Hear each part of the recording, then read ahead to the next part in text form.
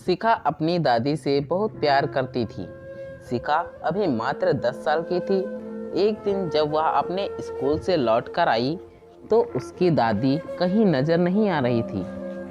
उसने दादी का कमरा, बाथरूम सब देख लिया, लेकिन दादी कहीं नहीं मिली। शिखा ने अपनी मम्मी मिताली से पूछा, दादी माँ कहाँ हैं?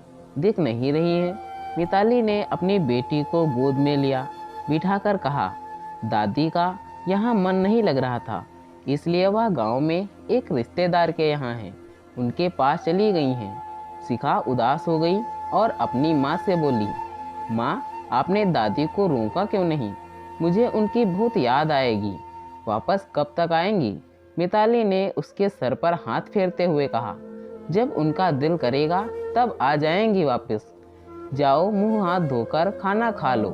शिखा के पिता राजेश जी की टेक्नीशियन हैं, अच्छा खासा पैसा कमाते हैं। शाम को जब अपनी ड्यूटी खत्म करके वापस घर आते तो शिखा अपने पापा से दादी के बारे में पूछती है। जो उसकी माँ ने कहा था, शिखा अपने पापा से कहती है, पापा तो दादी से मेरी बात करा दो, और हमें छोड़कर उन रिश्तेदारों के पास क्यों चली गई? अब मैं किसके साथ सोऊंगी और मुझे कहानियाँ कौन सुनाएगा? पापा भी बच्ची को टालते हुए कहते हैं, बेटा, दादी को यहाँ अच्छा नहीं लगता था, इसलिए वह गांव चली गई। अब तुम ज़्यादा मत सोचो, अपने स्कूल का होमवर्क करो और अपनी पढ़ाई पर ध्यान दो। दादी का जब भी मन करेगा वह वापस आ जाएंगी। शिखा जब भी दादी से बात करने के लिए कहती तो उसकी मम्मी पापा कोई ना कोई बहाना मारकर बात को टाल देते। ऐसे ही 2 महीने बीत गए। एक दिन शिखा के स्कूल वाले सभी बच्चों को आगरा का ताजमहल दिखाने के लिए लेकर गए। उसमें शिखा भी गई हुई थी। सभी बच्चे बहुत उत्साहित थे। उसमें उनको देखने के लिए अध्यापक ने बड़ी सतर्कता के साथ सभी बच्चों की वहाँ के बारे में समझाया। सभी बच्चे बस की तरफ वापस आ रहे थे कि तभी शिखा की नज़र एक पेड़ के नीचे बैठी हुई बूढ़ी औरत पर गई, जिसकी शक्ल उसकी दादी से कुछ कुछ मिलती थी, लेकिन वह फटे पुराने कपड़े पहने हुए लोगों से भीख मांग रही थी। एक पल के लिए शिखा ने सोचा, उसकी दादी इस फटे हाल में क्यों होंगी? नहीं, कोई और है। मम्मी पापा ने तो कहा था कि दादी गांव में है। शिखा के मन में ढेरों प्रश्न आ रहे थे। एक बार जाकर पुष्टि करना चाहती थी कि वह उसकी दादी ही है या कोई और। शिखा उस बूढ़ी औरत के पास जाकर खड़ी हो जाती है। दादी ने जब अचानक शिखा को अपने सामने खड़ा देखा तो मेरी बच्ची कहकर रोने लगी। दादी की ऐसी हालत देखकर शिखा भी रोने लगी। ना जाने कब से नहाई नहीं है दादी, और कपड़ों में से भी बदबू आ रही थी। उनके पास खाने को कुछ भी नहीं था। जूठन पड़ी थी, पता नहीं किस किस की इकट्ठा करके रखी हुई थी। उनकी एक एक हड्डी दिखने लगी थी। वह अपने कपकपाते हाथों से शिखा के आंसू पोंछने लगी। दादी की खाल और जानवर की खाल में कुछ ज़्यादा फर्क नहीं रह गया था।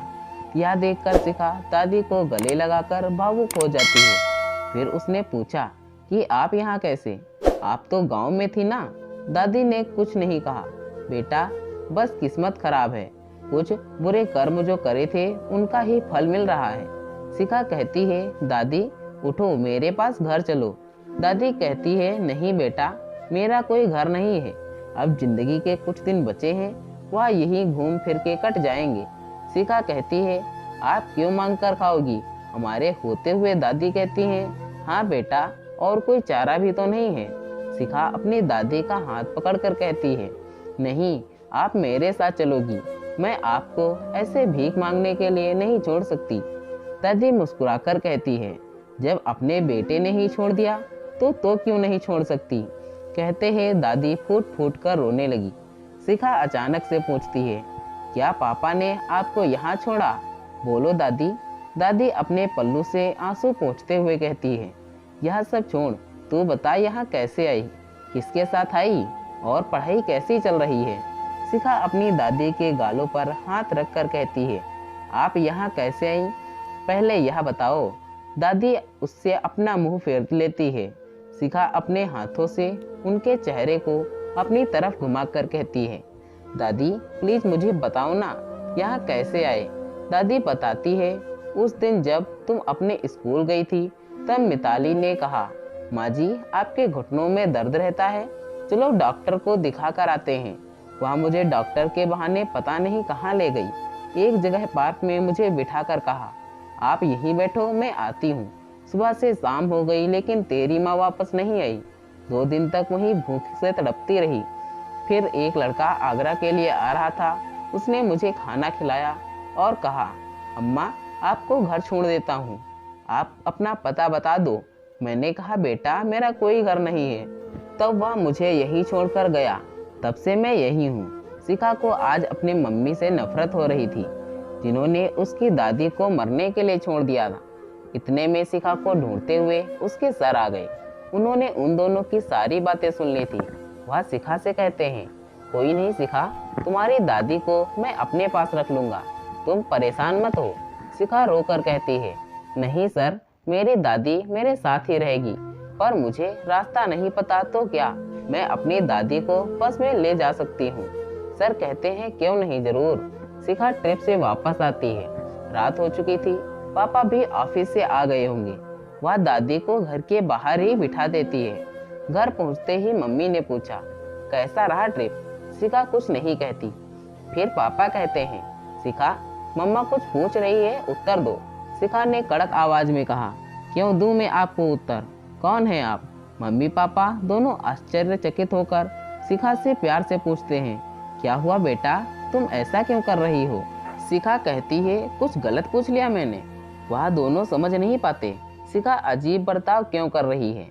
शिखा फिर कहती है, यह घर किसके नाम है पापा? अब शिखा पर चिल्लाते हुए कहते हैं, क्या हो गया है, कैसी बातें कर रही हो, सब कुछ तुम्हारा ही तो है। इतने में मम्मी भी कहती हैं, बेटा सब कुछ तुम्हारा ही तो है, जो कुछ करते हैं वह सब तुम्हारे लिए करते हैं। शिखा ने कहा, दादी को बीच रास्ते में मरने के लिए छोड़ दिया, वह भी मेरे लिए।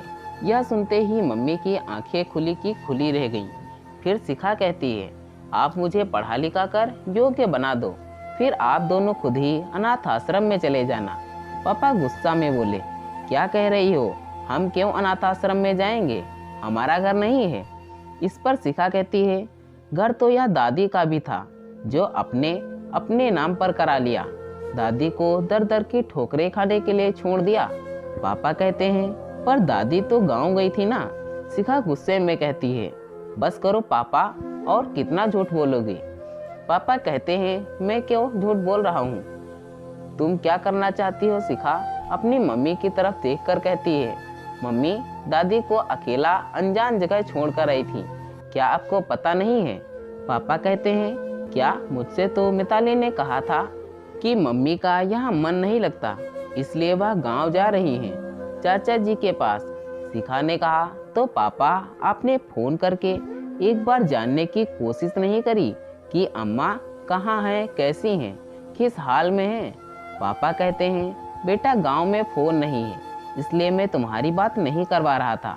तुमने कहाँ देखा माँ को? फिर वह अपनी पत्नी से पूछते हैं, मिताली मम्मी कहाँ हैं? मिताली गुस्से में कहती है, हाँ मैं ही दुश्मन हूँ तुम सबकी, मैं ही उन्हें छोड़ कर आई थी। इतना खर्चा होता था हर महीने उनकी दवाओं पर, तुम्हें अंदाज़ा भी है? पूरे घर का बजट बिगड़ता हुआ जा रहा था। मुझे लगा 70 साल की हैं, अब जी के क्या करेंगी, इसलिए छोड़ आई। राजेश अपनी पत्नी को कस के झापड़ मारता है। शिखा बाहर बैठी अपनी दादी को पकड़कर अंदर ले आती है, जहां राजेश अपनी पत्नी को हाथ पकड़ के घर से बाहर निकाल रहा था। तभी अपनी माँ को देख उनके पैरों में गिर गया। मम्मी मुझे माफ़ कर दो, मैंने उसकी बातों में विश्वास कर लिया, लेकिन अब यहाँ नहीं रहेगी। दादी अपने बेटे का हाथ पकड़ते हुए कहती है, बेटा कहाँ जाएगी, उसे माफ़ कर दो। राजेश कहता है, मम्मी इसने आपको मरने के लिए छोड़ दिया था और आप इस पर तरस खा रही हो। नहीं मम्मी, अब यह यहाँ नहीं रह सकती। मिताली अपने सास के पैरों में गिर जाती है। मुझे माफ़ कर दो मम्मी जी, मुझे माफ़ कर दो, मैं आगे से कभी भी ऐसा नहीं करूँगी, एक बार मुझे माफ़ कर दो। लेकिन राजेश नहीं मानता। फिर दादी कहती हैं, बेटा तुम भी वही कर रहे हो जो उसने किया, वह इसमें तुझमें क्या फ़र्क रह गया? इसे छोड़ दे, मेरी परवरिश ऐसी नहीं है। मिताली अपनी सास के आगे हाथ जोड़कर कहती है, मम्मी जी मुझे पता नहीं क्या हो गया था, बस एक बार माफ़ कर दो। दादी कहती हैं, बहू तुम्हें अपनी गलती का एहसास हो जाए यही बहुत बड़ी बात है। यह बात ध्यान रखना, हम जैसा करते हैं हमारे बच्चे भी वैसा करते हैं। दोस्तों, एक पोती ने अपनी दादी के लिए जो भी किया, आपका क्या कहना है इस कहानी के बारे में? कमेंट करके हमें ज़रूर बताएं। वीडियो को लाइक कर दीजिए और इसी तरह की कहानियाँ लगातार देखने के लिए चैनल को सब्सक्राइब करके घंटी को दबाकर ऑल पर सेट कर लीजिए, ताकि आने वाली वीडियो का नोटिफिकेशन आपके पास तुरंत पहुँचे। मैं मिलता हूँ आपसे अगली वीडियो में, तब तक के लिए धन्यवाद।